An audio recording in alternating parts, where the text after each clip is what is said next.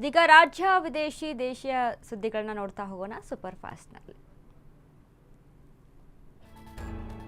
ಚಿತ್ರದುರ್ಗದಲ್ಲಿ ಪರಿಷತ್ ಚುನಾವಣೆ ಪೂರ್ವಭಾವಿ ಸಭೆಯಲ್ಲಿ ಬಿಜೆಪಿ ರಾಜ್ಯಾಧ್ಯಕ್ಷ ಬಿವೈ ವಿಜೇಂದ್ರ ಪಕ್ಷದ ಒಳಬೇಗುದಿ ಕುರಿತು ಮಾರ್ಮಿಕವಾಗಿ ಮಾತನಾಡಿದರು. ಸಭೆಯಲ್ಲಿ ಶಾಸಕ ಚಂದ್ರಪ್ಪ ವಿಜೇಂದ್ರ ಭಾವಿ ಮುಖ್ಯಮಂತ್ರಿ ಎಂದು ಹೇಳಿದರು. ಇದಕ್ಕೆ ಪ್ರತಿಕ್ರಿಯಿಸಿದ ಬಿವೈವಿ, ನಮಗೆ ಸಮಸ್ಯೆ ಆಗಿರುವುದೇ ಇದು ಹೌದಾ ತಾನೇ ಎಂದು ಪ್ರಶ್ನಿಸಿದ್ರು. ಯಾರು ಮುಂದೆ ಮುಖ್ಯಮಂತ್ರಿ ಆಗಬೇಕು ಎಂಬುದು ಮುಖ್ಯವಲ್ಲ.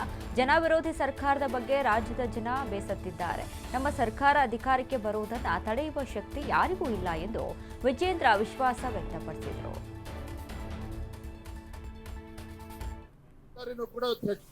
ಸಮಸ್ಯೆ ಆಗಿರ್ತಕ್ಕಂಥದ್ದು ಯಾರು ಮುಂದೆ ಮುಖ್ಯಮಂತ್ರಿ ಆಗ್ತಾರೆ ಅಂತೇಳಿ. ಆದ್ರೆ ನಾನೊಬ್ಬ ರಾಜ್ಯದ ಅಧ್ಯಕ್ಷನಾಗಿ ನಮ್ಮೆಲ್ಲ ಮುಖಂಡರಲ್ಲಿ ಎಲ್ಲರೂ ಕೂಡ ನಾನು ಕಿವಿಮಾತನ್ನು ಹೇಳುವಂಥದ್ದು, ಯಾರು ಮುಂದೆ ಮುಖ್ಯಮಂತ್ರಿ ಆಗ್ಬೇಕು ಅನ್ನೋದು ಮುಖ್ಯ ಅಲ್ಲ. ನಾನು ನಿನ್ನೆನೂ ಕೂಡ ದಾವಣಗೆರೆನಲ್ಲಿ ಹೇಳ್ತಾ ಇದ್ದೆ, ರಾಜ್ಯದಲ್ಲಿ ಇವತ್ತು ಮತದಾರರು ಈ ಭ್ರಷ್ಟ ಜನವಿರೋಧಿ ಕಾಂಗ್ರೆಸ್ ಸರ್ಕಾರದ ವಿರುದ್ಧ ಪರಿಷ್ಠ ಜಾತಿ ಪರಿಷ್ಠ ಪಂಗಡಗಳ ದುಡ್ಡನ್ನ ಕೊಳ್ಳೆ ಹೊಡಿತಾ ಇರ್ತಕ್ಕಂಥ ಕಾಂಗ್ರೆಸ್ ಸರ್ಕಾರದ ವಿರುದ್ಧ ರಾಜ್ಯದ ಜನ ಇವತ್ತು ಬೇಸತ್ತಿದ್ದಾರೆ. ಹಾಗಾಗಿ ಇವತ್ತು ನಿಮ್ಮೆಲ್ಲರ ಜವಾಬ್ದಾರಿನೂ ಕೂಡ ಹೆಚ್ಚಾಗಿದೆ. ಸಮಸ್ಯೆ ಆಗಿರ್ತಕ್ಕಂಥದ್ದು ಯಾರು ಮುಂದೆ ಮುಖ್ಯಮಂತ್ರಿ ಆಗ್ತಾರೆ.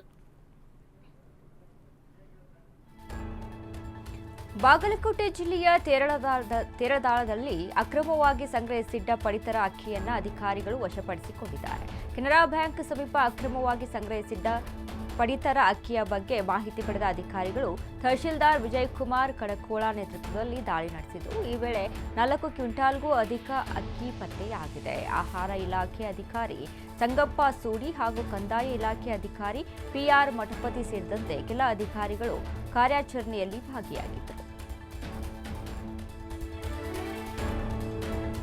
ಬಾಗಲಕೋಟೆ ಜಿಲ್ಲೆಯ ಸುನಗಾ ಅರಣ್ಯ ಪ್ರದೇಶದಲ್ಲಿ ಮೇಕೆ ಮೇಯಿಸಲು ಅಧಿಕಾರಿಗಳು ಅಡ್ಡಿಪಡಿಸುತ್ತಿದ್ದು, ಮೇಕೆಗಳನ್ನು ವಶಕ್ಕೆ ಪಡೆದು ರೈತರಿಗೆ ಕಿರಿಕಿರಿ ಉಂಟು ಮಾಡುತ್ತಿದ್ದಾರೆ ಎಂದು ಸ್ಥಳೀಯರು ಆಕ್ರೋಶ ವ್ಯಕ್ತಪಡಿಸಿದ್ದಾರೆ.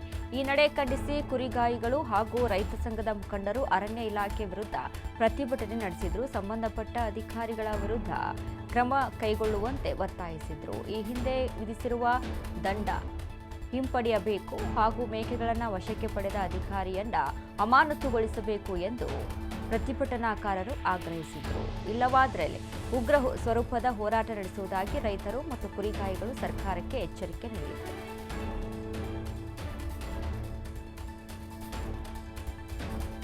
ಶಿವಮೊಗ್ಗ ಜಿಲ್ಲೆಯಲ್ಲಿ ದೀಪದ ಬುಡಕ್ಕೆ ಕತ್ತಲು ಎಂಬಂತಾಗಿದೆ. ರಾಜ್ಯಕ್ಕೆ ಸಾವಿರಾರು ಮೆಗಾವ್ಯಾಟ್ ವಿದ್ಯುತ್ ನೀಡುವ ಲಿಂಗನಮಕ್ಕಿ ಜಲಾಶಯದ ಸುತ್ತಮುತ್ತದ ಹಲವು ಗ್ರಾಮಗಳು ಕಳೆದ ಹಲವು ದಿನಗಳಿಂದ ಕತ್ತಲೆಯಲ್ಲೇ ಕಾಲ ಕಳೆಯುತ್ತಿವೆ. ಸಾಗರ ಮತ್ತು ಹೊಸನಗರ ತಾಲೂಕಿನ ಕೆಲ ಗ್ರಾಮಗಳಲ್ಲಿ ಕಳೆದ 5-6 ದಿನಗಳಿಂದ ವಿದ್ಯುತ್ ಇಲ್ಲದೆ ಜನರು ತೀವ್ರ ಸಂಕಷ್ಟ ಅನುಭವಿಸುತ್ತಿದ್ದಾರೆ. ಗಾಳಿ ಮತ್ತು ಭಾರೀ ಮಳೆಯಿಂದ ನೂರಾರು ವಿದ್ಯುತ್ ಕಂಬಗಳು ಮುರಿದು ಬಿದ್ದಿದ್ದು, ಕರೂರು ಹಾಗೂ ಭಾರಂಗಿ ಹೋಬಳಿಯ ಅನೇಕ ಗ್ರಾಮಗಳಲ್ಲಿ ವಿದ್ಯುತ್ ಪೂರೈಕೆ ಸಂಪೂರ್ಣವಾಗಿ ಸ್ಥಗಿತಗೊಂಡಿದೆ. ಇದೇ ಲಿಂಗನಮಕ್ಕಿ ಜಲಾಶಯದಿಂದ ರಾಜ್ಯಕ್ಕೆ ಸಾವಿರಾರು ಮೆಗಾವ್ಯಾಟ್ ವಿದ್ಯುತ್ ಉತ್ಪಾದನೆಯಾಗುತ್ತಿದೆ. ಆದರೆ ಜಲಾಶಯ ನಿರ್ಮಾಣಕ್ಕಾಗಿ ಭೂಮಿ ಕಳೆದುಕೊಂಡ ಜನರೇ ಇಂದು ಕತ್ತಲಿನಲ್ಲಿ ಬದುಕಬೇಕಾದ ಪರಿಸ್ಥಿತಿ ಎದುರಿಸಿದ್ದಾರೆ. ದಟ್ಟ ಅರಣ್ಯ ಮಧ್ಯೆ ಹಾದು ಹೋಗಿರುವ ಈ ವಿದ್ಯುತ್ ಮಾರ್ಗಕ್ಕೆ ಮಳೆಗಾಲದಲ್ಲಿ ಮರಗಳು ಉರುಳಿ ಬೀಳುವುದು ಸಾಮಾನ್ಯ. ಪ್ರತಿ ಮಳೆಗಾಲದಲ್ಲೂ ಇದೇ ಸಮಸ್ಯೆ ಮರುಕಳಿಸುತ್ತಿದ್ದು, ಶಾಶ್ವತ ಪರಿಹಾರ ಕಲ್ಪಿಸುವಂತೆ ಸ್ಥಳೀಯರು ರಾಜ್ಯ ಸರ್ಕಾರಕ್ಕೆ ಆಗ್ರಹಿಸಿದ್ದಾರೆ. ಇತಿಹಾಸ ಪ್ರಸಿದ್ಧ ವೃತ್ತಿ ರಂಗಭೂಮಿ ಪರಂಪರೆಯ ಹೆಗ್ಗೂರು ತಾಗಿರುವಂತಹ ಚಿತ್ತರಗಿಯ ಕುಮಾರ ವಿಜಯ ನಾಟಕ ಸಂಘ ಸುಮಾರು 45 ವರ್ಷಗಳ ಬಳಿಕ ಮತ್ತೆ ಹಾವೇರಿಗೆ ಆಗಮಿಸಿದೆ. ಒಂದು ಕಾಲದಲ್ಲಿ ರಾಜ್ಯಾದ್ಯಂತ ತನ್ನ ಅದ್ಭುತ ನಾಟಕ ಪ್ರದರ್ಶನಗಳ ಮೂಲಕ ಅಪಾರ ಜನಪ್ರಿಯತೆ ಗಳಿಸಿದ್ದ ಈ ನಾಟಕ ಸಂಸ್ಥೆ ಇದೀಗ ಮತ್ತೊಮ್ಮೆ ಕಲಾಭಿಮಾನಿಗಳ ಮುಂದೆ ತನ್ನ ಕಲಾ ವೈಭವವನ್ನು ಅನಾವರಣಗೊಳಿಸಲು ಸಜ್ಜಾಗಿದೆ. ಇಂದಿನಿಂದ ಪ್ರತಿದಿನ 2 ಪ್ರದರ್ಶನಗಳು ನಡೆಯಲಿದ್ದು, ಹೊಸ ತಲೆಮಾರಿಗೆ ಸಾಂಪ್ರದಾಯಿಕ ನಾಟಕಗಳ ಸೊಗಡನ್ನು ಪರಿಚಯಿಸುವ ಅಪರೂಪದ ಅವಕಾಶ ಇಲ್ಲಿ ಸಿಗಲಿದೆ. ಈ ಹಿನ್ನೆಲೆ ಹಿರಿಯ ಕಲಾವಿದರು ಹಾಗೂ ನಾಟಕಾಸಕ್ತರು ಸಂಘದ ಮರು ಆಗಮನವನ್ನು ಆತ್ಮೀಯವಾಗಿ ಸ್ವಾಗತಿಸಿದ್ದಾರೆ.